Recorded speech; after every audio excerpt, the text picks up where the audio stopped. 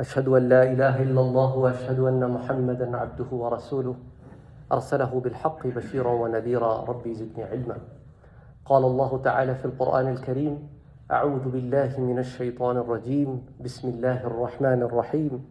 سبح اسم ربك الأعلى الذي خلق فسوى والذي قدر فهدى والذي أخرج المرعى فجعله غثاء أحوى. صدق الله العظيم. These are the first 5 ayahs of Surah Al-A'la, in which Allah subhanahu wa ta'ala is having a one-on-one conversation with His Prophet, but is also having a conversation with us. And Allah subhanahu wa ta'ala is telling all of us, the entire humanity, that sabbih isma rabbika al-a'la, that you must indulge yourself in praising Allah subhanahu wa ta'ala. And remember, you are the only one that are on the deprivation end, because everybody else is already praising. The mountains, the stars, the planets, the trees, the stones, the insects, even the biggest and the smallest fishes in the bottom of the ocean, the lions, the tigers, each and every animal, even your pet, everybody is praising Allah subhanahu wa ta'ala. You don't understand, but that doesn't mean they don't. There are a lot of the things that you and I don't understand, but that doesn't mean they don't exist.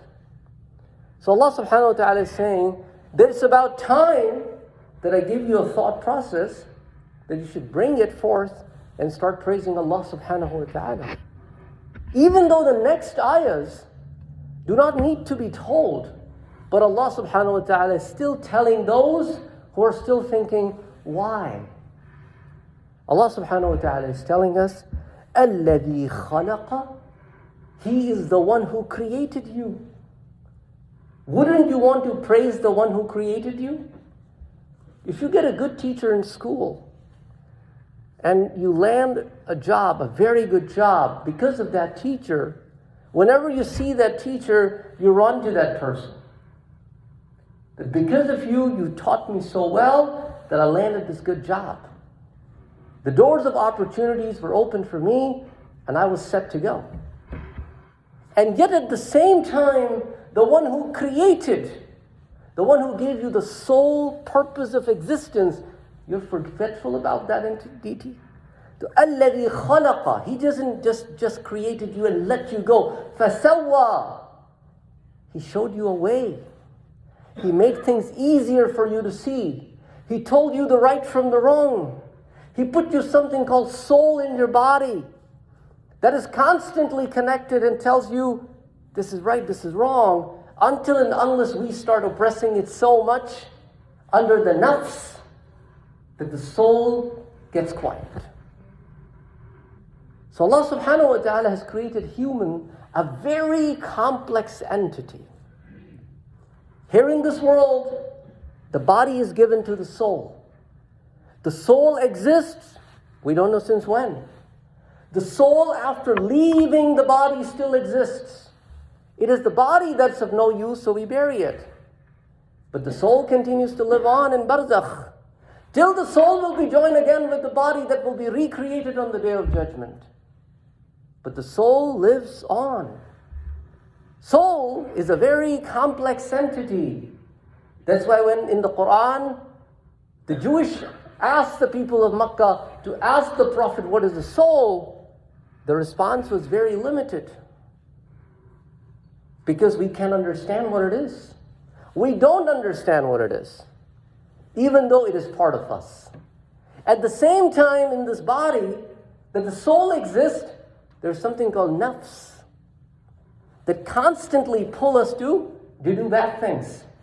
However, nafs is trainable. Just like you can get an stray dog and train it through a proper training.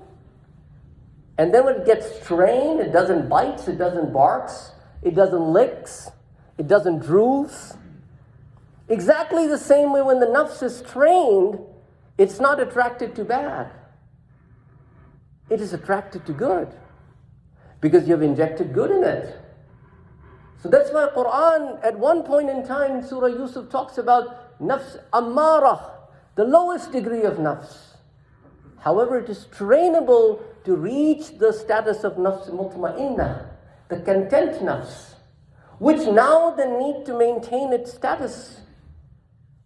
And this doesn't happen overnight. It needs to be trained.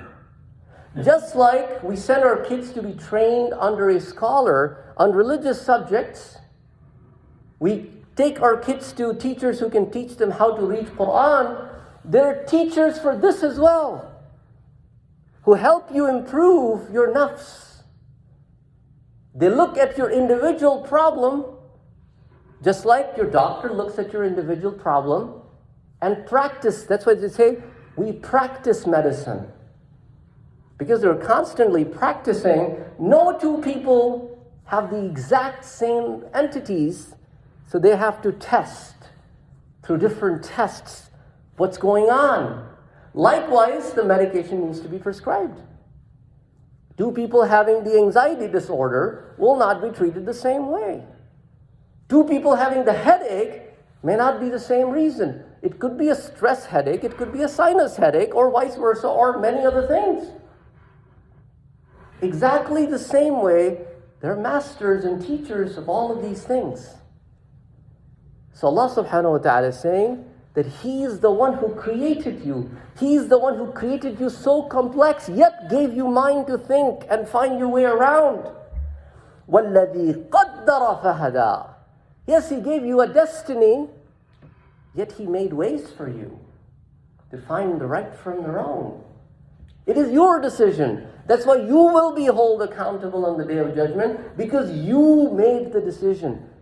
That's another thing that misleads people. They're like, if everything is written in my destiny, why am I being questioned on the Day of Judgment? Allah subhanahu wa ta'ala wrote in my destiny that I will do so and so. So I did it.